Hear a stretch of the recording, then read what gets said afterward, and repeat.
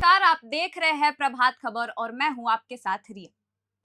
बिहार विधानसभा चुनाव का कल आखिरी दिन है। कल परिणाम का दिन है। कल ही मतगणना होने वाली है और कल मालूम होगा कि असली में सरकार किसकी बनेगी। क्या एनडीए जीत हासिल कर पाएगी या फिर महागठबंधन। लेकिन उससे पहले 2 चरणों में बिहार विधानसभा चुनाव खत्म हुआ है, जिसके बाद एग्जिट पोल्स निकले। काफी एजेंसियों ने एग्जिट पोल निकाले और उसमें ये साफ दिखाया गया है कि एनडीए बहुमत में है, महागठबंधन उससे कम और जन सुराज काफी कम पे है। लेकिन उससे पहले आज हम बात करने वाले हैं एक विशेष जिला की, जिसका नाम है पूर्वी चंपारण और इसे बीजेपी का गढ़ भी कहा जाता है। पूर्वी चंपारण में 12 विधानसभा सीटें हैं और हम आज एक एक करके सारे विधानसभा सीटों के बारे में आपको बताएंगे कि वहां पे किसकी जीत होने की उम्मीद है और किसकी हार। उसके लिए हमारे साथ है हमारे सहयोगी आदर्श। तो आइए उनसे बात करते हैं। आदर्श, आपसे मैं सबसे पहले पूछूंगी चिरैया विधानसभा चुनाव। ठीक है, तो चिरैया से ही शुरुआत करें, लेकिन उससे पहले वीडियो के शुरू में ही हम्म, बता देते हैं कि कोई भी एग्जिट पोल एग्जैक्ट पोल नहीं नहीं होता है। होता। लेकिन एक अनुमान बतौर पत्रकार हम लोग लगाते हैं, हम्म, या जो तमाम एजेंसियां हैं जो सर्वे करती है, जो लोगों से बातचीत करती है, यहाँ तक कि प्रभात खबर के पास देश भर में सभी मीडिया एजेंसियों से ज्यादा जो सैंपल साइज सर्वे का होता है वो हमारे पास है। जी। हम लोग 3 महीना से ज्यादा पूरे विधानसभा में पूरे बिहार भर के इलाकों में घूमे हैं, वहां लोगों से हमने बातचीत किया, चौपाल लगाया। तो ऐसी स्थिति में प्रभात खबर के पास एक्यूरेट डाटा है। वो अलग बात है कि प्रभात खबर ने कोई एग्जिट पोल नहीं नहीं निकाला, निकाला है, लेकिन बिल्कुल। जनता के मन मिजाज को समझते हैं और मैं खुद भी उस जिले का रहने वाला हूँ, वहाँ के राजनीतिक आब हवा को समझता हूँ। आपने बताया कि बीजेपी का गढ़ है, गढ़ है। तो इस बार बीजेपी के लिए साख की भी लड़ाई है, गढ़ को बचाना। हम्म। खासकर राधा मोहन सिंह जो वहाँ के बड़े नेता है, भारतीय जनता पार्टी से, हम्म। मोतिहारी के सांसद भी है, उनके लिए भी साख का विषय है। तो चिरैया से शुरुआत करते हैं। जी। चिरैया वो विधानसभा सीट है जहां कांटे की टक्कर बताई जा रही है, जहां से भाजपा के मौजूदा विधायक हैं लाल बाबू प्रसाद गुप्ता हम्म। और उनके अगेंस्ट में चुनाव लड़ रहे हैं लक्ष्मी नारायण यादव आरजेडी से। जी। लेकिन अब इंटरेस्टिंग कैसे है फाइट, तो इंटरेस्टिंग इसलिए है कि आरजेडी के ही एक बागी कैंडिडेट अच्छे लाल यादव, जो पिछले अच्छा। बार आरजेडी के कैंडिडेट से चिरैया से चुनाव लड़ रहे थे, हम्म। वो इस बार निर्दलीय वो उन्होंने ताल ठोक दिया है। जैसे ही उनको पता चला कि उनका टिकट कट गया है, तो उन्होंने निर्दलीय लड़ दिया। निर्दलीय लड़े तो लड़े, रोने लगे। लोगों के पास जाके एकदम दंडवत हो जा रहे थे कि मैं गरीब हो गया हूं, मैं लुट गया हूं, मैं बर्बाद हो गया हूं। अगर जनता मालिक मेरी मदद नहीं करती है तो मेरी स्थिति एकदम खराब हो खराब हो जाएगी। जाएगी। जिस जी। कारण से बहुत सारा sympathy vote, mercy vote Achchhelal Yadav को मिला। उन जातियों का भी वोट अच्छेलाल यादव को मिल गया है, जो अक्सर आरजेडी समर्थित उम्मीदवार को या खासकर यादव जाति से आने वाले लोगों को जी। वोट नहीं करते हैं। उन जातियों ने भी 1% ही करे, 2% ही करे, अच्छेलाल यादव को वोट किया है। अब इंटरेस्टिंग क्या है, तो इंटरेस्टिंग ये है कि संभव है कि वहां लड़ाई बीजेपी बनाम आरजेडी ना होकर बीजेपी बनाम निर्दलीय हो जाए, यानी लाल बाबू गुप्ता बनाम अच्छेलाल यादव की लड़ाई हो सकती है। और इसमें अभी तक आगे चल रहे हैं लाल बाबू गुप्ता, यानी कि संभव है कि लाल बाबू गुप्ता फिर से चिरैया के विधायक बन जाए।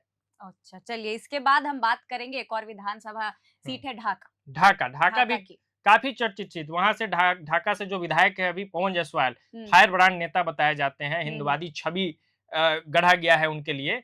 लेकिन इस बार ढाका में जो है वो कांटे की टक्कर है। कहा जा रहा है कि 50-50 का फाइट है। हम्म। कौन हारेगा, कौन जीतेगा, ये बड़े बड़े राजनीतिक पंडित भी ढाका में आकलन नहीं लगा पा रहे हैं। अब इसके पीछे का कारण ये है कि इसके पीछे का कारण 2-3 कारण है। एक तो पवन जायसवाल के खिलाफ एनडीए के ही कुछ नेताओं ने हम्म।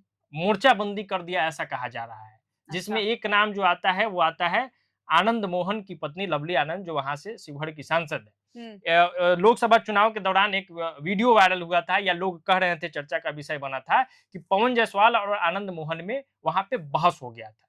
तो इसका इम्पैक्ट ये हुआ है कि कुछ स्वर्ण समाज के लोगों ने, खासकर राजपूत जो जाति है, उन्होंने पवन जायसवाल को वोट नहीं किया है। लेकिन उसकी संख्या बहुत नहीं है ढाका में, तो इसलिए कुछ नहीं कहा जा सकता है। वैसे ही एआईएमआईएम के एक प्रत्याशी है राणा रणजीत सिंह। जी। सबसे पहले बिहार में कोई प्रत्याशी अगर घोषित किए गए थे एआईएमआईएम की तरफ से, तो वो राणा रंजीत ही थे। 6 महीना पहले ही घोषणा हो गया था कि वो ढाका से चुनाव लड़ रहे हैं, किसी पार्टी ने तय नहीं किया था। तो वो थोड़ा बहुत फैसल रहमान का वोट काट रहे हैं, बड़े स्तर पर डैमेज नहीं कर रहे हैं। फिर भी सीधी जो टक्कर है वो फैसल रहमान वर्सेज पवन जायसवाल के बीच में है, और कोई भी जीत हार सकता है। यहाँ पे हम ये नहीं कहेंगे कि कौन जीतेगा। बिल्कुल। उसके बाद हम बात करेंगे गोविंदगंज विधानसभा क्षेत्र की। उसके बारे में आपका क्या कहना है? गोविंदगंज भी काफी चर्चित सीट, हम्म। चर्चित इसलिए कि एक ऐसा सीट जिसके लिए चिराग पासवान ने डिट्टो लगा दिया था। वहां बिल्कुल। से उनके पार्टी के प्रदेश अध्यक्ष राजू तिवारी मैदान में है। चिराग अच्छा। पासवान ने कहा कि राजू तिवारी को टिकट मिलना ही चाहिए, हम्म। लेकिन जिस सीट के लिए चिराग पासवान ने डिट्टो लगाया वो सीट संभवतः एनडीए हार जाएगी। ऐसा क्यों कह रहे हैं आप? क्या ऐसा उम्मीद कारण है? इसलिए कि गप्पू राय वहां से चुनावी मैदान में है। गप्पू राय वो शख्स है जिनकी पत्नी अभी जिला परिषद अध्यक्ष है मोतिहारी जिले में, जिसको पूर्वी चंपारण जिला टेक्निकली कहा जाता है। तो जो वोटों का समीकरण है, जो जाति समीकरण है, वो कहीं ना कहीं गप्पू राय के पक्ष में जाता हुआ दिख रहा है। आप सोचिए कि जातियों का खेल तो बिहार में होता ही है। बिल्कुल। भले ब्राह्मणों ने राजू तिवारी को, सॉरी, भूमिहारों ने भले राजू तिवारी को वोट नहीं किया होगा, लेकिन ब्राह्मणों ने गप्पू राय को वोट कर दिया जो भूमिहार है। ठीक है। अच्छा। और वहां से सिटिंग एमएलए होते थे भारतीय जनता पार्टी से सुनील मनी तिवारी, जिनका टिकट काट के राजू तिवारी को वोट दिया गया है। तो अच्छा। ऐसी चर्चा रही वहां पे कि सुनील मनी तिवारी के जितने भी लोग हैं, 5,000 समर्थक हो उनके, 10,000 समर्थक हो, 2,000 समर्थक हो, उन्होंने एलजेपी उम्मीदवार को समर्थन नहीं दिया है, बल्कि उन्होंने महागठबंधन उम्मीदवार गप्पू राय को इनडायरेक्टली समर्थन कर दिया है। एक और लड़ाई वहां देखा जाता है। राजन तिवारी, बाहुबली राजन तिवारी के भाई हैं राजू तिवारी। तो ऐसे में कई बार राजन तिवारी ने खुले मन से राधा मोहन सिंह, जो उस जिले के राजनीतिक भीष्म पितामह कहे जाते हैं, उनका उन्होंने विरोध कर दिया। तो जिस कारण से ऐसी चर्चा थी, मैं इसकी पुष्टि नहीं करता हूं, लेकिन ऐसी चर्चा थी कि राधा मोहन सिंह भी अंदर अंदर ये नहीं चाहते हैं कि राजू तिवारी वहां से चुनाव जीते, क्योंकि सुनील मनी तिवारी को किसी ने प्लांट किया था राजनीति में तो राधा मोहन सिंह ही थे। सुनील मनी तिवारी ऐसे लोग थे जो साइकिल से घुमा करते थे, उनको राधा मोहन सिंह ने विधायक बनवाया गोविंदगंज से। तो ऐसी स्थिति में उनकी भी साख की विषय है। तो संभव है कि यहाँ से राजू तिवारी चुनाव हार जाए और शशि भूषण सिंह उर्फ गप्पू राय गोविंदगंज से चुनाव जीत सकते हैं। अब हम बात करेंगे हरसिद्धि विधानसभा क्षेत्र की। तो हरसिद्धि में सीधा समझ लीजिए, हरसिद्धि का खेल साफ है। कृष्णनंदन पासवान बीजेपी से सिटिंग विधायक है, राजेंद्र राम उनके खिलाफ में चुनाव लड़ रहे हैं, बिहार सरकार में मंत्री भी है। तो कृष्णनंदन पासवान चुनाव जीत जाएंगे, ऐसा अभी तक संभावना है, वो आगे चल रहा है। बिल्कुल। इसके बाद कल्याणपुर के बारे में अगर बता दीजिए कुछ। बिल्कुल, कल्याणपुर से मनोज यादव बनाम सचिंदर सिंह की लड़ाई है। सचिंदर सिंह भाजपा के वहां पुराने नेता है, लेकिन मनोज यादव मजबूत स्थिति में लग रहे हैं और संभव है कि कल्याणपुर से मनोज यादव चुनाव जीत जाए।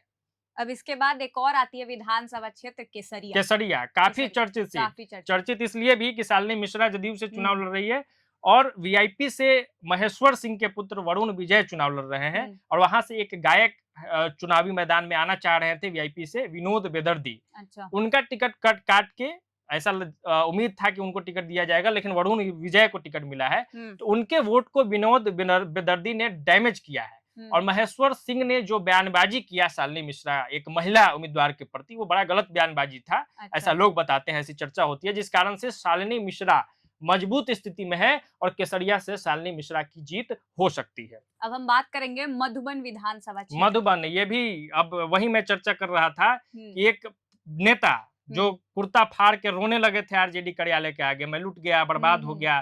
संजय यादव पे कई आरोप लगे कि करोड़ों का डील होने की बात हो रही है। हाँ, तो वही मदन शाह का टिकट कटा था, जिस कारण से राणा रणधीर सिंह और मजबूत हो गए वहां पे, चूंकि मदन शाह चुनाव लड़ गए और संध्या रानी जो चुनाव लड़ रही है आरजेडी से, उनका वोट कहीं ना कहीं बट गया, जिस कारण से मजबूत स्थिति में भाजपा के वर्तमान विधायक राणा रणधीर है और इस बार भी मधुबन से राणा रणधीर सिंह की जीत हो सकती है। मोतिहारी की अगर बात करें तो वहां पर किसकी उम्मीद है? ये तो साख का विषय है, राधा मोहन सिंह जी के लिए साख का विषय। और यहाँ से चुनाव लड़ रहे हैं देवा गुप्ता, बाहुबली वाली छवि है। मोतिहारी चुनाव में ऑडी बीएमडब्ल्यू का तड़का लगाने वाले देवा गुप्ता, जिनकी खूब चर्चा होती है धनबल और बाहुबल की।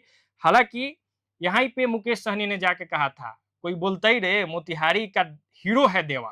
तो कहीं ना कहीं ये गलत इंपैक्ट मोतिहारी में गया है, जहां एक तरफ देवा गुप्ता मजबूत दिख रहे थे, अब थोड़ा कमजोर होते हुए दिख रहे हैं। और संभव है कि फिर से साख बच जाए भाजपा की और प्रमोद कुमार मोतिहारी से चुनाव कांटे की टक्कर में बेहद कम मार्जिन से चुनाव जीत सकते हैं। चूंकि दिव्यांशु भारद्वाज एक उम्मीदवार है, उसने भी थोड़ा बहुत इनको डैमेज उन्होंने भी किया है। अब हम बात करेंगे नरकटिया विधानसभा क्षेत्र की, उसके बारे में आपका क्या कहना है? नरकटिया से शमीम अहमद की जीत तय है, लगातार ये विधायक बनते आ रहे हैं और इस बार भी आरजेडी से है, तो यहाँ पे एनडीए को झटका मिल सकता है। नरकटिया से शमीम अहमद की जीत हो सकती है। अभी अगला जो है वो है पिपरा विधानसभा क्षेत्र। बिल्कुल, पिपरा से भी लगभग क्लियर है, हालांकि बेहद कम मार्जिन से यहाँ पे श्याम बाबू प्रसाद मैदान में आगे तो दिख रहे हैं, लेकिन कुछ भी कहना यहाँ भी बड़ा मुश्किल है। लेकिन अभी तक श्याम बाबू प्रसाद हो सकता है कि ये चुनाव निकाल ले, लेकिन बहुत मुश्किल, कांटे की टक्कर वहां पे है। अच्छा, रक्सौल के बारे में क्या कहेंगे? रक्सौल में स्थिति लगभग क्लियर है और वहां से प्रमोद सिन्हा भारतीय जनता पार्टी से हैं और प्रमोद सिन्हा रक्सौल से भाजपा की जीत हो सकती है। अब आखिरी विधानसभा क्षेत्र है सुगौली। सुगौली के लिए एक इंटरेस्टिंग बात यह है कि पूरे जिला में जनसुराज अगर कहीं टक्कर दे रहा है तो सुगौली ही वो सीट है जहां से अजय झा टक्कर दे रहे हैं और लड़ाई एलजेपी वर्सेस जनसुराज का हो गया है। और यहीं पे एक और इंटरेस्टिंग मामला है जिसका जिक्र किया जाना चाहिए। तेज प्रताप यादव के पार्टी से जो उम्मीदवार थे उसको महागठबंधन ने समर्थन कर दिया, क्योंकि महागठबंधन से जो उम्मीदवार थे उनका नॉमिनेशन रद्द हो गया। अच्छा। तेज प्रताप यादव ने उसका शिकायत भी दर्ज कर दिया है। फिर भी यहाँ से जो अभी तक उम्मीद दिख रहा है कि अजय झा बनाम राजेश गुप्ता, बबलू गुप्ता जो एलजेपी के उम्मीदवार है उन्हीं में टक्कर है और हो सकता है कि एलजेपी ये सीट निकाल ले। तो यही कमोबेश स्थिति है और कई सीट पर इस बार हो सकता है कि भारतीय जनता पार्टी को झटका लग जाए। तो इस बार उनका गढ़ थोड़ा हिल भी सकता है। बिल्कुल। तो ये था हमारा बिहार विधानसभा चुनाव के पहले का थोड़ा सा उम्मीद, जिसमें हमने ये बताया कि पूर्वी चंपारण में किसकी जीत हो सकती है और किसकी नहीं, लेकिन ये हमें कल जरूर पता चल जाएगा। बस कुछ घंटों का इंतजार और फिर सब कुछ क्लियर हो जाएगा। तो फिलहाल ऐसे ही और वीडियोस के साथ आपके बीच आते रहेंगे। देखते रहिए प्रभात खबर डिजिटल। धन्यवाद, शुक्रिया। प्रभातखबर.com, विश्वास वही, रफ्तार नहीं।